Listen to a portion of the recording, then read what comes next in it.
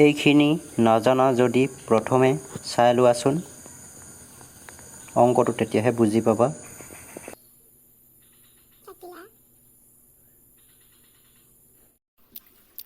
Ten number ত্ৰিভুজ PQRৰ Q কোণ সমকোণ আৰু PR plus QR equal 25 centimetre আৰু PQ ইকুৱেল 5 চেণ্টিমিটাৰ। তেনেহ'লে sin P, cos P আৰু tan P মান উলিওৱা। এতিয়া ত্ৰিভুজটো আঁকি ল'লোঁ। PQR যিহেতু কিউ কোণ সমকোণ বুলি কৈছিলে সেইকাৰণে সমকোণ হোৱাকৈ আঁকিলোঁ এইটো 90 ডিগ্ৰী। তাৰপাছত আমি উলিয়াব লাগে কি sin P, cos P, tan P মান। এতিয়া sin P মানে sin P, cos P, tan P। এতিয়া চাইনৰ অনুপাত হৈছে some people have curly brown hair, কচৰ turn permanently black। এইটো হৈছে টেনৰ অনুপাত। sin P উলিয়াবলৈ হ'লে কি লাগিব some people have অৰ্থাৎ পাৰ্পেণ্ডিকুলাৰ এইটো, তাৰপিছত have hypotenuse এইটো PR। তাৰপিছত cos P উলিয়াবলৈ হ'লে curly brown hair বেছ মানে ভূমি এইটো বেছ লাগিব আৰু হাইপটেনিয়াছ। তাৰপৰা tan P টাৰ্ণ পাৰ্মানেণ্টলি ব্লেক। টেনৰ কাৰণে এই পাৰ্পেণ্ডিকুলাৰ তাৰপাছত বেছ সেইকেইটা লাগিব। এতিয়া আমাক যিহেতু তিনিটা বাহুৰ মান লাগে, এতিয়া প্ৰশ্নটোত কোনকেইটা বাহুৰ মান দি থৈছে চাওঁচোন। PQ 5 চেণ্টিমিটাৰ অৰ্থাৎ PQ এইটো বাহুৰ মান 5 চেণ্টিমিটাৰ দি থৈছে। তাৰপাছত PR প্লাছ QR 25 চেণ্টিমিটাৰ।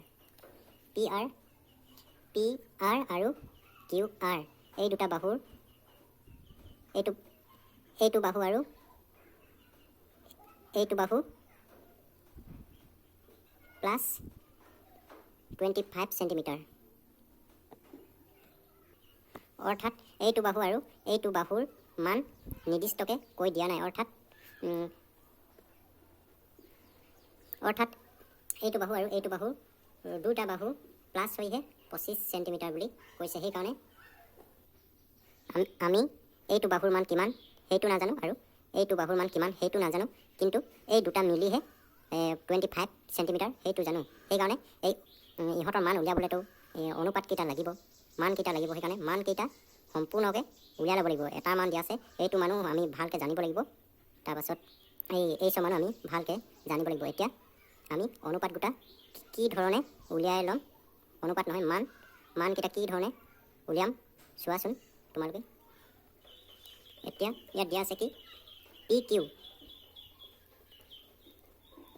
দিয়া আছে PQ 5 চেণ্টিমিটাৰ অৰ্থাৎ PQ এইটো বাহুৰ 5 অৰ্থাৎ এইটো বাহু এই ত্ৰিভুজটোত কি হৈছে বেছ হৈছে। সেইকাৰণে এইটো হৈছে বেছ বুলি লিখি দিছোঁ PQ বেছ অৰ্থাৎ 5 চেণ্টিমিটাৰ। আৰু কি দিয়া আছে আৰু PR প্লাছ QR 25 চেণ্টিমিটাৰ অৰ্থাৎ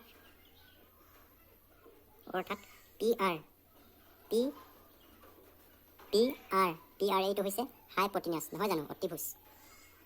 হাইপটেনিয়াছ প্লাছ QR হৈছে এইটো QR এইটো হৈছে পাৰ্পেণ্ডিকুলাৰ। এই দুটাৰ মান 25 চেণ্টিমিটাৰ। আমি ইয়াক এই ধৰণেও লিখিব পাৰোঁ H ইকুৱেল 25 মাইনাছ P। এতিয়া এইটোৱে কি বুজাইছে তাৰমানে হাইপটেনিয়াছৰ মান 25 মাইনাছ P। তাৰপাছত বেছ দিয়া আছিলে 5 চেণ্টিমিটাৰ।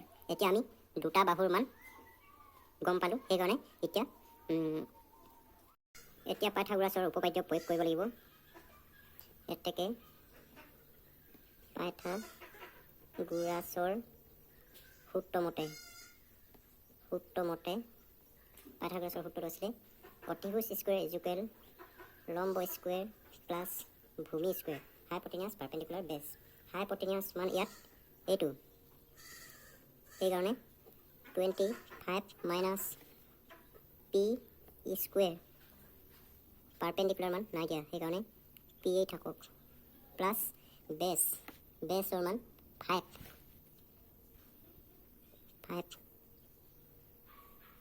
স্কুৱেৰ আমাক যিহেতু পি স্কুৱেৰ মান পি মানহে লাগে সেইকাৰণে পিটো এইফালে আহি গ'ল পি স্কুৱেৰ তাৰপিছত জোকেল এই চৰ সেই মানটো এইফালে গ'ল 25 মাইনাছ পি স্কুৱেৰ এফালে অহাৰ কাৰণে এইটো মাইনাছ হৈ গ'ল -5 স্কুৱেৰ তাৰপাছত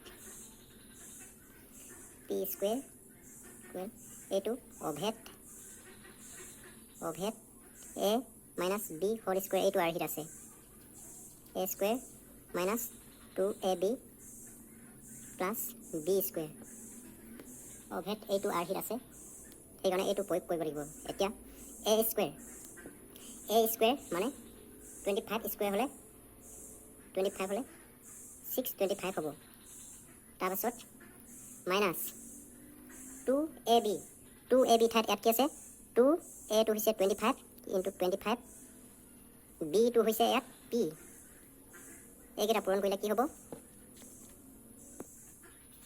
50p হ'ব সেইকাৰণে 50p তাৰপিছত প্লাছ b স্কুৱেৰ ইয়াত p স্কুৱেৰ ঠাইত p স্কুৱেৰ হ'ব p স্কুৱেৰ মাইনাছ 5 স্কুৱেৰ হ'লে 25 হ'ব এতিয়া p স্কুৱেৰ এইফালৰ p স্কুৱেৰটো এইফালে আহি গ'ল মাইনাছ p স্কুৱেৰ হ'ল তাৰপাছত এইটো 625 এইটো এইফালে আনি ল'লোঁ অংকটো তোমালোকে বুজি পোৱাকৈ তাৰপাছত মাইনাছ 50 থাকিলে 50p তাৰপাছত এই দুটা কাট খাই গ'ল কাৰণ পি স্কুৱেৰৰ পৰা পি স্কুৱেৰ গ'লে কোন থাকে কাট খাই গ'ল 0 হৈ গ'ল তাৰপাছত এইফালে 625ৰ পৰা 25 বিয়োগ হ'লে 600 হ'ব তাৰপিছত মাইনাছ 50p তাৰপাছত 50pটো এইফালে আহি গ'ল মাইনাছ 50p আছিলে এইফালে আহি গ'ল সেইকাৰণে অকল প্লাছ 50p হ'ল তাৰপাছত এইফালে থাকিলে 600 তাৰপাছত আমি ইয়াক এই ধৰণেও লিখিব পাৰোঁ যিহেতু p মান লাগে 650 এই 50টো 600ৰ লগত হৰণ হৈ গ'ল তেতিয়া কি থাকিব 0 কাট খালে তাৰপাছত 5 60 হৰণ কৰিলে হ'ব 5 12 60 অৰ্থাৎ p মান হ'ব 12 এতিয়া ইয়াত হাইপটেনিয়াছৰ মান কিমান আছিলে হাইপটেনিয়াছৰ মান আছিলে 25 মাইনাছ p 25 মাইনাছ p হাইপটেনিয়াছৰ মান এই ধৰণে কি কাৰণে লিখিছিলোঁ কাৰণ ইয়াৰ মান সঠিককৈ নাজানো কাৰণে অৰ্থাৎ এই দুটা বাহুৰ মিলাইহে 25 সেইকাৰণে আমি হাইপটেনিয়াছৰ মান এই ধৰণে ধৰি লৈছিলোঁ এতিয়া কি হ'ব 25 p মান যিহেতু 12 সেইকাৰণে 12টো বিয়োগ কৰিলোঁ তেতিয়া কি থাকিব 13 তাৰপাছত এইটো ইয়াত নিদি অৰ্থাৎ দিব পাৰা অৰ্থাৎ তাৰপাছত p মান আছিলে 12 তাৰপাছত বেছৰ মান কিমান আছিলে বেছৰ মান PQ অৰ্থাৎ 5 সেণ্টিমিটাৰ বেছ অৰ্থাৎ বেছৰ মান 5 সেণ্টিমিটাৰ 5 এতিয়া আমি গোটেইকেইটা বাহুৰ মান পালোঁ এতিয়া আমি এই অনুপাতকেইটা বহুৱাই অংকটো সমাধান কৰিব পাৰিম এতিয়া আমি গোটেইকেইটা বাহুৰ মান পালোঁ এতিয়া আমি অনুপাতকেইটা বহুৱাই দিলেই হ'ব এতিয়া অনুপাতকেইটা কি আছিলে sin p cos p আৰু tan p sin p some people have cos p curly brown hair আৰু tan p turn permanently black এতিয়া মান কেইটা বহুৱাই দিয়া p ৰ মান 12 h ৰ মান 13 b ৰ মান 5 তাৰপাছত Hৰ মান 13